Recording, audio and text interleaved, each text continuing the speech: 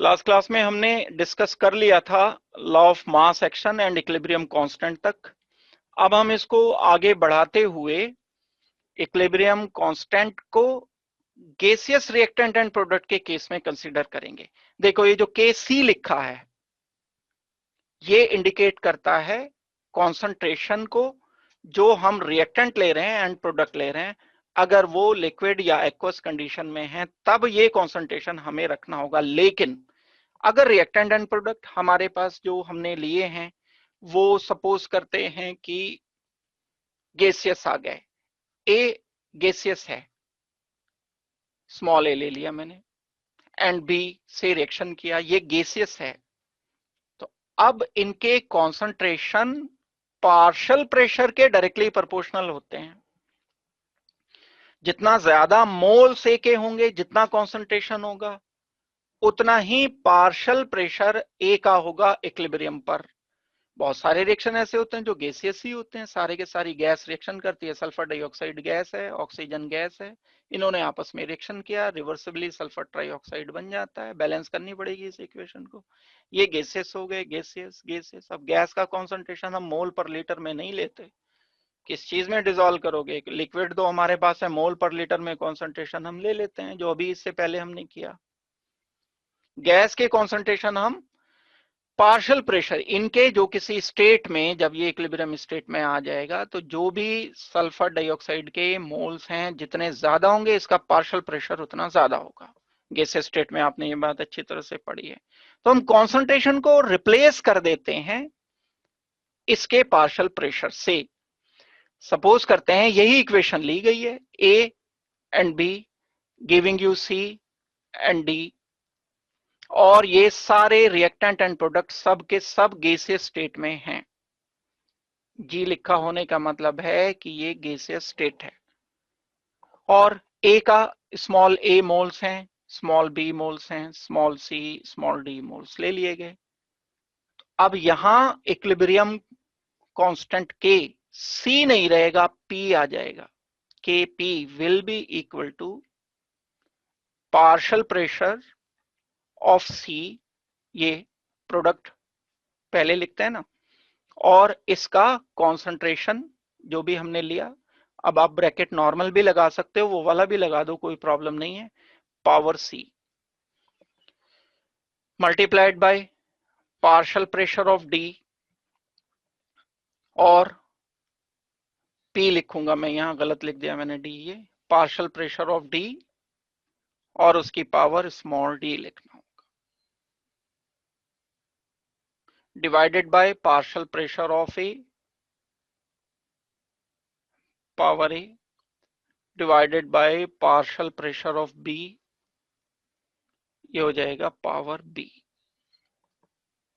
ये इनके partial pressures का रेशो बोला जाएगा कि ये केपी है। बिल्कुल ठीक इसी तरह से ये वही लॉ है जो अभी हमने थोड़ी देर पहले लिखा था। अगर यही लिक्विड स्टेट में होते, या ये एक्वस कंडीशन में होते, या ये गैसेस स्टेट में ना होते, तो बस मैं केपी की जगह यहां केसी यूज करता और पार्शियल प्रेशर ना यूज करके इनके कॉन्सेंट्रेशन मोल पर लीटर में इस्तेमाल करता। ये बात आपको अच्छी तरह से सीखनी है। अच्छा, किसी एक का मोल फ्रैक्शन भी उसके नंबर ऑफ मोल्स के डायरेक्टली प्रोपोर्शनल होता है। सपोज करते हैं मैंने दो चीजें ली, एक ए है एक बी है। याद होगी पुरानी बात, मोल कंसेप्ट जब पढ़ा था तो मोल फ्रैक्शन पढ़ा था आपने। दोनों बिल्कुल बराबर बराबर हैं, ये तो 0.5 मोल फ्रैक्शन इसका होगा, 0.5 मोल फ्रैक्शन इसका होगा, बिल्कुल एग्जैक्टली बराबर है। नंबर ऑफ मोल्स की बात मैं कर रहा हूं, दोनों के मोल्स अगर बराबर है, मास की बात नहीं हो रही है। दोनों के मोल अगर बराबर हैं तो मोल फ्रैक्शन 0.5 आ गया। ए के मोल्स बढ़ा दिए मैंने तो मोल फ्रैक्शन बढ़ जाएगा। तो number of moles mole fraction के डायरेक्टली प्रोपोर्शनल होते हैं, जैसे पार्शियल प्रेशर के डायरेक्टली प्रोपोर्शनल था। तो मैंने नंबर ऑफ मोल्स को पार्शियल प्रेशर से जैसे रिप्लेस किया, ऐसे मैं नंबर ऑफ मोल्स को मोल पर लीटर को यानी कॉन्सेंट्रेशन को पार्शियल प्रेशर से जैसे रिप्लेस किया, ऐसे मोल फ्रैक्शन से भी रिप्लेस कर सकता हूं। एक केसी के लिए हम क्या लिख रहे थे? अगर ये यहां गैस ना होता तो मैं क्या लिख रहा होता है इसे, concentration of A to the raise A, ये मोल पर लीटर हो गया concentration. Mole per litre directly proportional partial pressure क्या उसकी जगह लिख दिया, और यही मोल पर लीटर किसके डायरेक्टली प्रोपोर्शनल है इक्विलिब्रियम स्टेट में, इसके मोल फ्रैक्शन के। तो इस ए का जो मोल फ्रैक्शन है इक्विलिब्रियम पर वो भी सेम रिलेशन देगा, यानी के एक्स भी मैं निकाल सकता हूं, एक जो के एक्स है इक्विलिब्रियम पर इनके मोल फ्रैक्शन का एक्सपोनेंट्स का प्रोडक्ट का रेशो। मैं लिख सकता हूं X of C, mole fraction of C to the raise C, mole fraction of D to the raise small D, divided by mole fraction of A to the power A multiplied by mole fraction of B to the power B। ये तीन चीजें हमारे पास हो गई, के सी हो गया हमारे पास, एक के पी हो गया, और एक हो जाएगा मेरे पास K x. Equilibrium constant in terms of mole fraction, equilibrium constant in terms of partial pressure, equilibrium constant in terms of concentration mole per litre. इनमें डेफिनेटली आपस में बराबर नहीं होंगे, ये कभी आप इसे बराबर बराबर मान लो, डिपेंड करेगा, हो भी सकते हैं कभी बराबर हो जाएं, लेकिन जो हम इनमें रिलेशन निकाल सकते हैं वो हमारी पुरानी जो एक सिंपल गैसेस इक्वेशन थी उससे हम रिलेशन निकाल सकते हैं। तो पहले तो यहां तक की बात समझ लो, अच्छी तरह से समझ आ गई तब हम आगे बढ़ेंगे, उससे पहले हम आगे नहीं बढ़ेंगे। इसको अगर जितनी बात मैंने डिस्कस की अगर एक बार सिंपली देखते हैं, साफ साफ लिखा हुआ अगर हम देखते हैं तो केपी, ये अभी मैंने रिलेशन बता दिया आपको। इन टर्म्स ऑफ मोल फ्रैक्शन हम डिसाइड कर सकते हैं, ये केपी क्या इंडिकेट करता है, केपी इंडिकेट करता है इक्विलिब्रियम कांस्टेंट पार्शियल प्रेशर लेकर रिएक्टेंट एंड प्रोडक्ट के गैसियस रिएक्शन के लिए, और ये partial pressure of C to the raise C, partial pressure of D, जो अभी लिख करके बताया था मैंने, ठीक उसी तरह से। और अगर मैं इसको प्रोपोर्शनल कहता हूं कि ये इसके मोल फ्रैक्शन के डायरेक्टली प्रोपोर्शनल होते हैं कॉन्सेंट्रेशन एंड पार्शियल प्रेशर, तो मैं रिप्लेस कर सकता हूं के एक्स से इसको, एक्स ऑफ सी मतलब mole fraction of C to the raise C, mole fraction of D to the raise D. अब इनमें रिलेशन जिसका अभी डेरिवेशन हमें नहीं करना है, केपी में केसी में क्या हो जाएगा, KP is equal to KC R T to the raise delta N, जहां डेल्टा एन क्या है, गैसियस रिएक्टेंट एंड प्रोडक्ट के जो मॉलिक्यूल्स हैं, मोल्स हैं, उनका अंतर, उनका डिफरेंस। जो सॉलिड या लिक्विड भी आ जाते हैं, कहीं ऐसा तो होगा नहीं कि कोई रिएक्शन है वो गैसेस है तो सारी 100% गैसेस है, कोई रिएक्टेंट सॉलिड या लिक्विड भी आ सकता है, जैसे मैंने एक्स लिया, इसको वाई से रिएक्शन किया, वाई गैसियस है, ये लिक्विड है, यहां पर Z बनाया और K बना दिया, इसकी पावर कुछ भी जो भी आ गई, ये भी गैसियस है, ये सॉलिड है। तो ऐसे केस में हम इसे नेग्लेक्ट करते हैं, लिक्विड एंड सॉलिड को, ये एक मानी जाती है बात कि नेग्लिजिबल इनके वॉल्यूम्स होते हैं सॉलिड एंड लिक्विड के गैस के कंपैरिजन में। तो हम pure liquid and pure solid के कॉन्सेंट्रेशन को इंक्लूड नहीं करते हैं, बिल्कुल प्योर अगर है, और इनको इस इक्वेशन से निकाल देंगे हम, डेल्टा एन इनके लिए शामिल नहीं किया जाएगा।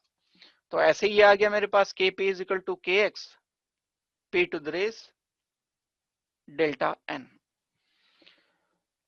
और फर्दर ये डेल्टा एन हो गया, नंबर ऑफ मोल्स का अंतर, जो भी हम नंबर ऑफ मोल्स ले रहे हैं उनका जो डिफरेंस आएगा वो डेल्टा एन आ जाएगा। सॉलिड एंड लिक्विड की हम यहां पर कोई कॉन्सेंट्रेशन को काउंट नहीं करेंगे और इसको हम नेग्लेक्ट करेंगे।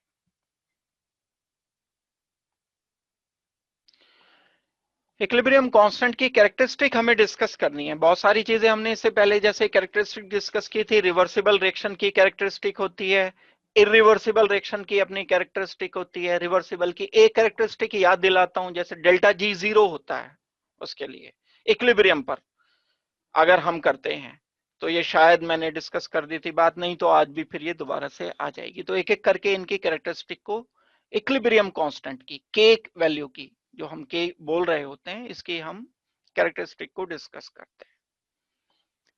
जो इक्विलिब्रियम कांस्टेंट है वो इनिशियल कॉन्सेंट्रेशन से इंडिपेंडेंट होता है। रेट की मैं बात नहीं कर रहा हूं, अभी मैंने बताया था कि रेट इनिशियल कॉन्सेंट्रेशन पर डिपेंड करता है। ये आपको कंफ्यूजन लग जाएगा, मिक्स कर दोगे दोनों बातों को। मैं किसकी बात कर रहा हूं? इक्विलिब्रियम कांस्टेंट की, के की बात कर रहा हूं। आप कोई भी कॉन्सेंट्रेशन लो, ए का बी से रिएक्शन किया, सी बनाया, डी बना दिया, आप कोई भी कॉन्सेंट्रेशन ए बी का लेकर के जब रिएक्शन कराओगे और ये जब इक्विलिब्रियम पर आ जाएगा, यानी rate of forward reaction rate of reverse reaction के बराबर हो जाएगा, तब जो के की वैल्यू होगी वो इस इनिशियल कॉन्सेंट्रेशन पर डिपेंड नहीं करती। अभी जो मैंने बात थोड़ी देर पहले बताई थी, क्या बताया था? रेट डिपेंड करता है, फॉरवर्ड रिएक्शन का रेट डिपेंड करता है। बैकवर्ड रिएक्शन वो एक अलग बात थी, उसका इससे कुछ लेना देना नहीं है। ये हम रेशो की बात कर रहे हैं। ये के तो क्या होता है? Rate of forward reaction divided by rate of reverse reaction होता है के। तो दोनों में कंफ्यूजन नहीं करना बिल्कुल भी। पहली कैरेक्टरिस्टिक इसकी क्या है इक्विलिब्रियम कांस्टेंट की? हम कोई भी कॉन्सेंट्रेशन लें, चाहे ये 1000 लीटर लेकर मैंने रिएक्शन किया और चाहे ये 0.01 मोल लेकर के रिएक्शन किया, चाहे 1 ml लेकर के रिएक्शन किया, वैल्यू ऑफ के किसी एक गिवन रिएक्शन के लिए गिवन कंडीशन में टेम्परेचर एंड प्रेशर कांस्टेंट होने चाहिए, लेकिन गिवन सेट ऑफ कंडीशन में वैल्यू ऑफ के किसी एक रिएक्शन के लिए, जो रिएक्शन हमें दिया गया, वो फिक्स होनी चाहिए, यानी कांस्टेंट होनी चाहिए। ये एक बात तो ये हो गई, क्योंकि अगर कॉन्सेंट्रेशन आप ज्यादा ले रहे हो तो फॉरवर्ड ज्यादा होगा, तो बैकवर्ड भी तो ज्यादा होगा, रेशो सेम रहेगा। फिर एक बात, ये इंपॉर्टेंट बात हो गई। दूसरी बात पर आते हैं। टेम्परेचर पर डिपेंड करता है ये कांस्टेंट के, इक्विलिब्रियम कांस्टेंट के की एक वैल्यू एक पर्टिकुलर टेम्परेचर पर होती है। टेम्परेचर चेंज कर देने से ये वैल्यू चेंज हो जाएगी। यानी अगर मैंने कोई एक reaction A is giving you B equilibrium पर कर दिया, के की वैल्यू निकाल ली यहां पर। के क्या होना चाहिए? के फॉरवर्ड ओवर के बैकवर्ड होना चाहिए। कॉन्सेंट्रेशन ऑफ बी, एक्सपोनेंट तो 1 है, यहाँ 1 आ जाएगा। कॉन्सेंट्रेशन ऑफ ए, एक्सपोनेंट तो 1 है, 1 आ जाएगा। तो ये जो रेशो है ये एक फिक्स टेम्परेचर पर है। मान लो ये 298 केल्विन पर है, तो ये वैल्यू फिक्स हो गई। लेकिन अगर मैं कोई और टेम्परेचर पर रिएक्शन करता हूं, 398 पर करता हूं, तो अब ये के चेंज हो जाएगा। ये जो के लिया जाता है, यूजुअली जो हम डेटा यूज करते हैं वो रूम टेम्परेचर का डेटा यूज करते हैं। जो भी वैल्यू अगर आपको कभी दी गई और कुछ नहीं लिखा गया तो अंडरस्टूड है वो रूम टेम्परेचर पर होगी, अनलेस कि आपको दिया ना जाए कि इतने टेम्परेचर पर इक्विलिब्रियम कांस्टेंट। एक टेम्परेचर पर के की वैल्यू 1, तो मैं लिख रहा हूं मान लो के 298 और लिख दिया के 398, 100 डिग्री बढ़ा दिया, तो इन दोनों की वैल्यू डिफरेंट आएगी। ये दोनों के दोनों बराबर नहीं, ये भी कांस्टेंट है एक टेम्परेचर पर, ये कांस्टेंट है 398 दूसरे टेम्परेचर पर, ये बराबर नहीं आएंगे। और इनका आपस में रिलेशन भी होता है। एक रिलेशन मैं अभी बताऊंगा भी आपको कि जो रिएक्शन है ये टेम्परेचर पर किस तरह से डिपेंड करता है। टेम्परेचर बढ़ाने पर ये के की वैल्यू किस तरह से चेंज होती है। एक रिलेशन दिया गया था, वो रिलेशन हालांकि आपकी यहां पर नहीं है टेम्परेचर का रिलेशन, लेकिन मैं सिर्फ वो फॉर्मूला तो कम से कम आपको बताऊंगा ही, जिससे हम ये बता सकते हैं कि टेम्परेचर चेंज करने पर के की वैल्यू किस तरह से चेंज हो सकती है। डेरिवेशन भले ही आपके पास आपके यहाँ सिलेबस में उसका ना हो, हालांकि फॉर्मूले पर भी बेस नहीं आते हैं क्वेश्चन, लेकिन फिर भी मैं उसको आपको डिस्कस करूंगा। तो दूसरी बात ये होगी टेम्परेचर डिपेंडेंट है, ये के जो है ये टेम्परेचर पर डिपेंड करता है। तीसरी बात पर आते हैं, जो रिवर्सिबल रिएक्शन है, अगर हम किसी फॉरवर्ड रिएक्शन के लिए, मान लो मैं ए से बी कर रहा हूं, बी से ए बना रहा हूं, इसके लिए के की बात करता हूं, तो इसका प्रोडक्ट तो ये बी है, तो ये हो जाएगा concentration of B over concentration of A. ये फॉरवर्ड रिएक्शन है। अब रिवर्सिबल के लिए मान लो कोई यहां खड़ा होकर नहीं देखता इसे, यहां खड़ा होकर के देख रहा है इसे रिएक्शन को, तो उसको तो ये रिएक्टेंट नजर आएगा ना, ये प्रोडक्ट नजर आएगा। ये वाला क्या बोलेगा इसको कि ये बैकवर्ड रिएक्शन है, फॉरवर्ड रिएक्शन है। ये से क्या बोलेगा कि ये बी से ए बनना बैकवर्ड है, यहां जो खड़ा है बी से ए बनने वाले को बोलेगा कि बैकवर्ड है, यहां जो खड़ा है वो बोलेगा बी से ए जो बन रहा है वो फॉरवर्ड है। तो हम यूजुअली क्या टर्म्स कंडीशन लेते हैं, जो लेफ्ट हैंड पर लिखा है उसे रिएक्टेंट मानते हैं। ये तो जानते हो, बचपन से पढ़ते आ रहे हो। लेफ्ट हैंड पर जो लिखा है उसे हम मानते हैं कि ये रिएक्टेंट है।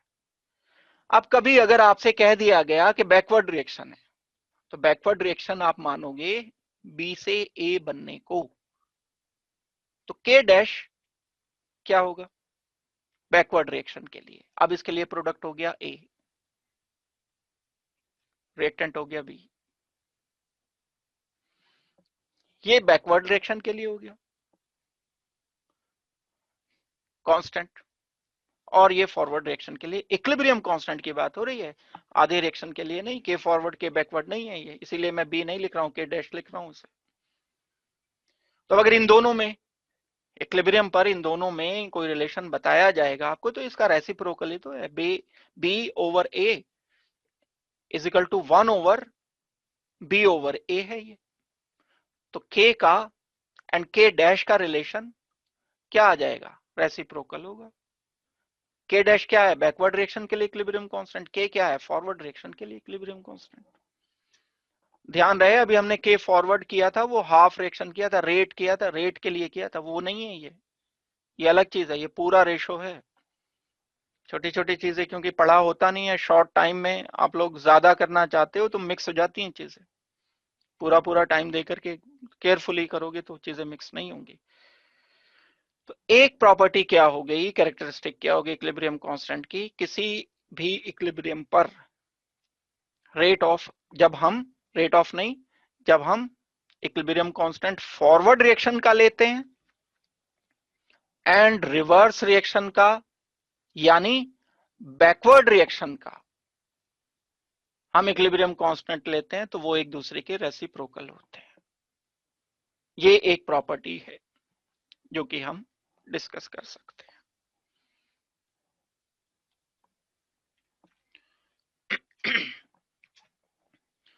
तो एक जनरल ट्रेंड ये आपको बताना पड़ेगा, forward reaction and backward reaction के लिए ये वैल्यूज रेसिप्रोकल होंगे। तीन प्रॉपर्टीज कैरेक्टरिस्टिक बता दी मैंने आपको, और ये बहुत इंपॉर्टेंट है कैरेक्टरिस्टिक प्रॉपर्टीज इक्विलिब्रियम कांस्टेंट के लिए।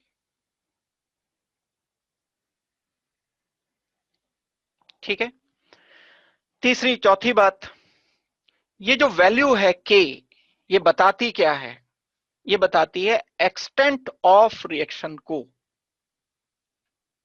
ये बात अभी हम थोड़ी देर पहले डिस्कस कर चुके हैं। जो ये वैल्यू है के, किसी एक रिएक्शन ए से बी बनाया, वही एक रिएक्शन चला दो बस हर जगह पर, वैल्यू ऑफ के यानी equilibrium constant is equal to concentration of A, मैं पूरा नहीं लिख रहा हूं, कॉम्प्लिकेट करके, आपको पूरा लिखना चाहिए वैसे तो। A plus B gives C plus D, A stoichiometric coefficient, B के स्टिकोमेट्रिक कोफिशिएंट, पूरा लिखोगे तो पावर लगा दो, उसमें क्या दिक्कत की बात हो गई। तो मैं यहां पर जब लिखूंगा इसको तो प्रोडक्ट पहले लिखूंगा, ऊपर लिखूंगा product to the power B लिख दिया, रिएक्टेंट लिख दिया, यहां ए लिख दिया, ये लिख दिया स्मॉल ए। और अगर होते बी साथ में कुछ और भी प्रोडक्ट होता तो यहां मल्टीप्लाई कर देते, तो ये हम के निकाल लेते इसका। इसकी वैल्यू एक्सटेंट जितनी ज्यादा है उतना ही रिएक्टेंट से प्रोडक्ट की तरफ चल रहा है। रिएक्टेंट क्या, जो लेफ्ट हैंड में लिखा है, रिएक्टेंट से प्रोडक्ट की तरफ चलना, ये के की वैल्यू डिसाइड करती है। अगर आपको बोल दिया जाता है कि किसी के लिए के की वैल्यू 1000 है, तो बहुत बढ़िया बात है। यानी जब इक्विलिब्रियम एस्टेब्लिश हो जाएगा, इसका बड़ा सिंपल सा मीनिंग समझो, के की वैल्यू 1000 होने का मतलब क्या है, जब इक्विलिब्रियम एस्टेब्लिश हो जाएगा यानी कॉन्सेंट्रेशन चेंज होना बंद हो जाएंगे जब, तब उस टाइम पर रिएक्टेंट के कॉन्सेंट्रेशन के कंपैरिजन में प्रोडक्ट का कॉन्सेंट्रेशन 1000 गुना ज्यादा है। तो रिएक्शन तो बढ़ गया आगे, इसका मतलब है 1000 गुना। सिंपल रिएक्शन की बात हो रही है, ए से बी। ये बात तब की है, ये स्टिक्योमेट्रिक कोफिशिएंट अगर हम कुछ नहीं लेते यहां और प्रोडक्ट और दूसरे नहीं लेते, सिंपल रिएक्शन में करता हूं एक, बहुत सारे होते भी हैं ऐसे रिएक्शन, सिंपल आप ले सकते हो, जैसे ये है तो आप O2 से O3 बना देते हो, एक आसान सा सिंपल सा रिएक्शन है। या रीअरेंजमेंट रिएक्शन होते हैं, बहुत सारे हो सकते हैं। ऑन रिवर्सिबल रिएक्शन के लिए जितना ज्यादा के होगा उतना ही रिएक्शन फॉरवर्ड होगा, और जितना, क्या इंडिकेट कर रहा है ये के, इसकी वैल्यू 1000 गुना ज्यादा है इससे। अगर ये मैं 1 लूंगा, ये 1000 लूंगा, तभी तो के की वैल्यू ये आएगी। और अगर ये 1 से कम आ गया, 0.1 आ गया, तो इसका मतलब है बी का कॉन्सेंट्रेशन 10 गुना कम है ए के कंपैरिजन में। इक्विलिब्रियम स्टेट में जब रिएक्शन चलते चलते इक्विलिब्रियम पर पहुंच गया, अब उसके कॉन्सेंट्रेशन चेंज होने बंद हो गए। अब अगर के की वैल्यू 1 से कम आई है तो इसका मतलब है रिएक्शन में कुछ खास प्रोडक्ट नहीं मिल रहा है, बहुत कम रेशो मिल रहा है कंपैरेटिवली। जितना हमारे पास ए है उससे 10 गुना कम बी मिल रहा है। 0.1 होने का मतलब ये हो गया भाई, ये 10 होगा नीचे और ये 1 होगा, यानी अगर मैं इसे 10 बोलता हूं तो ये 1 रखना पड़ेगा, तभी तो के की वैल्यू 0.1 आएगी। तो 10 गुना कम ही आ गया बी ए से इक्विलिब्रियम पर। तो एक प्रॉपर्टी क्या है, के की वैल्यू क्या बताती है, रिएक्शन के एक्सटेंट को बताती है। के जितना ज्यादा है उतना ही ज्यादा रिएक्शन फॉरवर्ड हो रहा है, और फॉरवर्ड हम किसे कहते हैं, लेफ्ट से राइट की तरफ वाले को फॉरवर्ड माना जाता है।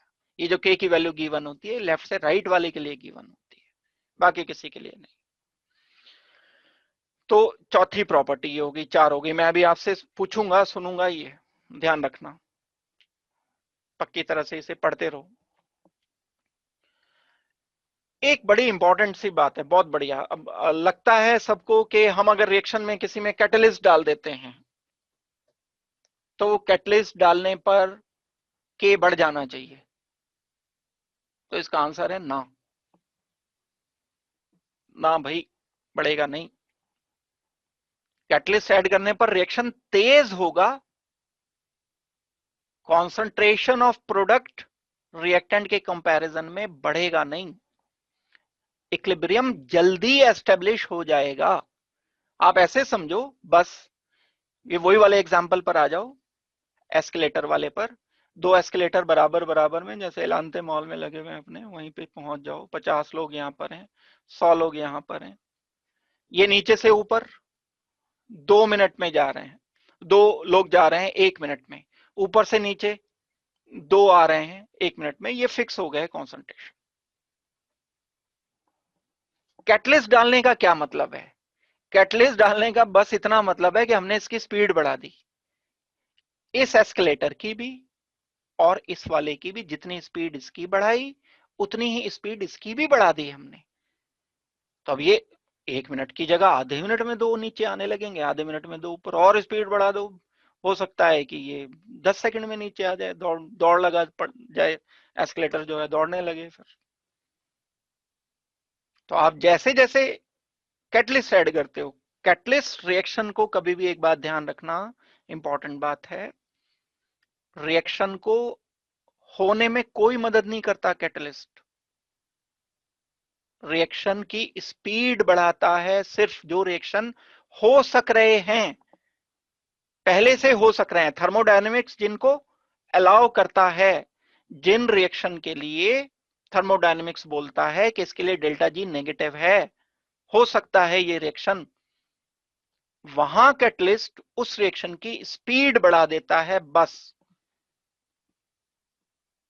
डेल्टा जी को चेंज नहीं करता कैटलिस्ट, रिएक्शन की स्पीड को चेंज करता है। तो इक्विलिब्रियम कांस्टेंट पर कोई फर्क नहीं पड़ेगा। अगर बी से ए जल्दी बन जाएगा, ए से बी जल्दी बन गया कैटलिस्ट ऐड करने पर, पहले स्लो बन रहा था अब जल्दी बन जाएगा, लेकिन बना उतना ही जितना बनना था इसे, वो तो डेल्टा जी ने डिसाइड कर दिया था, उतना ही जल्दी बी से ए बनेगा, इसकी स्पीड बढ़ेगी। जैसे मैंने बताया एस्केलेटर में अगर हमने इसे डबल स्पीड कर दी नीचे से ऊपर की, तो इसकी भी ऊपर से नीचे की भी डबल कर दी, यहां वही संख्या रहेगी, संख्या चेंज नहीं होगी। संख्या चेंज नहीं होगी तो इनका रेशो भी फिक्स रहेगा, दैट मींस के की वैल्यू कांस्टेंट रहेगी। इक्विलिब्रियम कांस्टेंट जो है इंडिपेंडेंट होता है कैटलिस्ट की प्रेजेंस से।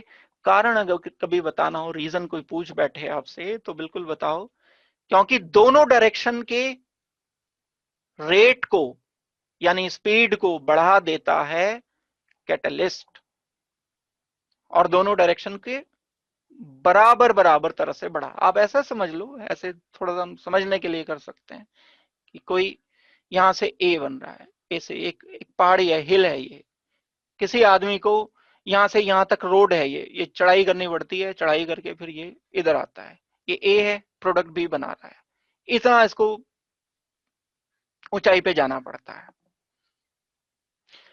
आप में से कोई क्या करता है, इस पहाड़ी को थोड़ा छोटा कर देता है, मीन्स रास्ता, एक टनल बना दी, यहां पर टनल, यहां तक आया हो तो टनल ए के लिए बनी तो बी के लिए भी बनी, बी भी तो आएगा, वन वे नहीं बनेगी टनल।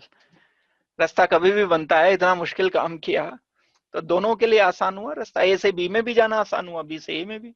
तो अगर ए से बी वाला आसान हुआ है रास्ता, तो बी से ए वाला भी आसान होगा। अगर हम इस हिल को थोड़ा छोटा कर देते हैं या एक रोड बना देते हैं, रोड तो ए से बी जाने के लिए भी बना है, बी से ए आने के लिए भी बना है। कैटलिस्ट यही करता है, बस रास्ता आसान कर देता है, लेकिन दोनों के लिए, ए से बी, बी से ए बनाने के लिए, दोनों रिएक्शन के लिए रास्ता आसान होगा। दैट मीन्स यहां बड़ा इंपॉर्टेंट ये कंसेप्ट है, ये जल्दी से समझ नहीं लगता है किसी को कि ये किस तरह से हो गया, कि इक्विलिब्रियम कांस्टेंट कैसे इंडिपेंडेंट रह गया। जिसको इक्विलिब्रियम कांस्टेंट थॉरोली पता होगा तो बिल्कुल वो आराम से बता सकता है, कैटलिस्ट हो या ना हो इक्विलिब्रियम कांस्टेंट उतना ही रहेगा। रेट को गवर्न करता है कैटलिस्ट, स्पीड को जल्दी, भाई बड़ी सिंपल सी बात है, अगर मैं आपसे कहूं यहां से अंबाला हम बहुत एक सिंपल सी कार में गए और सपोज करते हैं कि स्पीड थी हमारी 40 किलोमीटर पर आवर, तो दूसरी बार हमने स्पीड बढ़ा करके गए 100 किलोमीटर पर आवर की स्पीड पर चले गए, जल्दी जाना था, तो उससे डिस्टेंस थोड़ी ना कम हो जाएगा, अंबाला का डिस्टेंस तो उतना ही रहेगा अगर तेज चल पड़े। तो कैटलिस्ट डील करता है डिस्टेंस को, सॉरी स्पीड को, कैटलिस्ट डील नहीं करता उसे रिएक्शन को कभी भी उसके मैग्नीट्यूड को बढ़ाने को डील नहीं करता।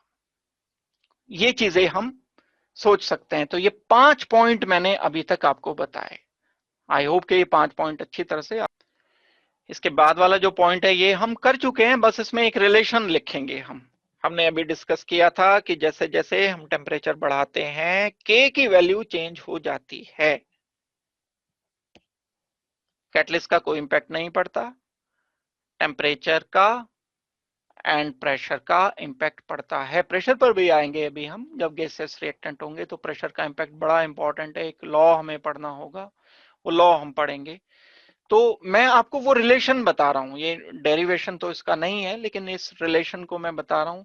अगर हमारे पास कोई दो इक्विलिब्रियम कांस्टेंट K1 K2 हैं, एक T1 टेम्परेचर पर K1 कांस्टेंट है, सेम रिएक्शन के लिए, रिएक्शन नहीं अलग किया, सेम रिएक्शन के लिए हमने टेम्परेचर बढ़ा करके T2 कर दिया, इक्विलिब्रियम कांस्टेंट K2 आ गया। तो अब ऐसे केस में हम कंपैरिजन इन दोनों का कर सकते हैं, लेकिन हीट ऑफ रिएक्शन ऐसा इसलिए होता है क्योंकि हीट ऑफ रिएक्शन टेम्परेचर पर डिपेंड करती है।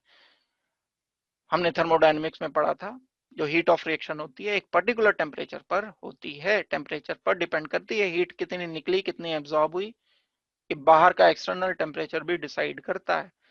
ये रिलेशन आपको याद रख लेना होगा, log K2 minus log K1 is equal to उस पर्टिकुलर रिएक्शन के लिए जिसके लिए हम बात कर रहे हैं, माइनस डेल्टा H ओवर 2.303 और log टू द बेस 10 है ये दोनों, 1 ओवर T2 यानी फाइनल टेम्परेचर, बाद वाला temperature, and 1 over T1। Dioxide को डिकम्पोज किया, डिकम्पोज करने पर 2 मोल सल्फर डाइऑक्साइड के 1 मोल ऑक्सीजन का बना, उसके लिए इक्विलिब्रियम कांस्टेंट मैंने लिख दिया। आपकी मर्जी है, पी लिखना चाहते हो तो पार्शियल प्रेशर लिखते हैं ना, partial pressure of sulphur dioxide उसकी पावर 2 लिखते, पार्शियल प्रेशर ऑफ O2 उसकी पावर 1 लिखते, partial pressure of sulphur trioxide. आपने सी लिखना चाहो तो इसका कॉन्सेंट्रेशन मोल पर लीटर में लिख दो, क्या दिक्कत है, वो तो हम रिलेट कर भी सकते हैं चीजों को। ये एक इक्वेशन। अब मैंने क्या किया, इस पूरी इक्वेशन के जो स्टिक्योमेट्रिक कोफिशिएंट थे उसको 2 से डिवाइड कर दिया, 1/2 से मल्टीप्लाई कर दिया, तो ये कैंसिल हो जाएगा, ये कैंसिल हो जाएगा, ये 1/2 आ जाएगा। या कुछ भी नहीं किया, नई एक इक्वेशन दे दी, नई जो इक्वेशन दी है उसके लिए के की वैल्यू अब मुझे बता दो आप, ये के कितना होना चाहिए,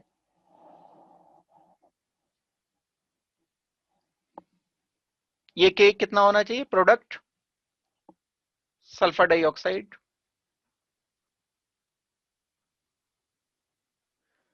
प्रोडक्ट ऑक्सीजन, इसकी पावर कितनी 1, या 1 है तो पावर 1, O2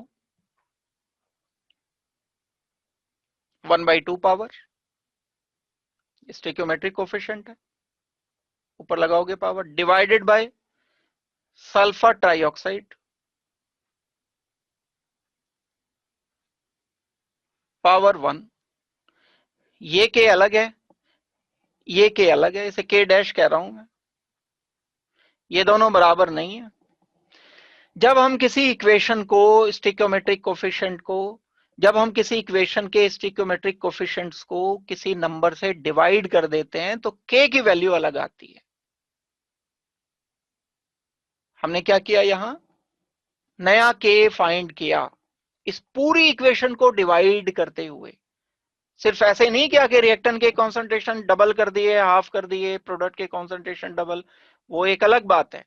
ये जो के की वैल्यू हमने कैलकुलेट की जिस इक्वेशन से, उस पूरी इक्वेशन को हमने डिवाइड कर दिया, या किसी से मल्टीप्लाई कर दिया, या 2 से कर दिया, या 3 से कर दिया, आपकी मर्जी है, जो भी किया उसके लिए के लिख लिया। अब इन दोनों के में रिलेशन देख लिया, इन दोनों के में मुझे रिलेशन बताओ। मेरा क्वेश्चन आपसे ये है, what is the relation between के, सी बोल रहा हूं मैं इसको, एंड के सी डैश, के सी डैश एंड के सी में आपस में क्या रिलेशन है, लगाओ थोड़ा सा मैथ्स, बोलो जल्दी से, मैं क्या चेंज कर दूं के एंड के सी में कि ये दोनों आपस में एक साथ लिखे जा सके, शो हो सके।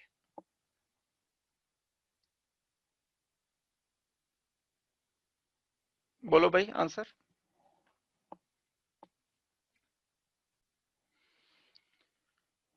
जो हमारा के है